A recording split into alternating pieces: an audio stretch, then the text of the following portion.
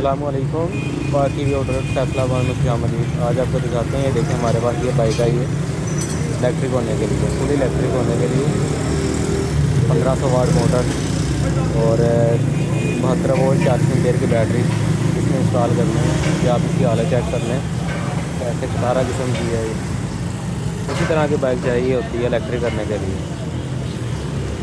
یہ 72 volt 40 ampere battery کے ساتھ 120 سے 150 تک کی مائلیج دے سکتی ہے۔ یہ آپ کو حالت چیک کرا رہی ہے۔ جب یہ الیکٹرک ہو جائے گی پھر دوبارہ آپ کو دکھائیں گے کس طرح تیار ہوگی۔ اس کے علاوہ یہ ایک آئی ہے AC موٹر وینڈنگ کے لیے، اور ایک یہ ہے روڈ کنگ کی بائک۔ جیسا آپ کو پتہ ہے یہ زیادہ تر آتی ہی بیٹری چینج کی وجہ سے، اس کی بیٹری چینج ہو رہی ہے اور اس کی وائرنگ کا مسئلہ ہے، وہ سیٹ کر رہے ہیں۔ اس کے علاوہ ایک ویل چیئر ہے، یہ تیار کر رہے ہیں، ویل چیئر الیکٹرک کر رہے ہیں۔ تھینک یو، اللہ حافظ۔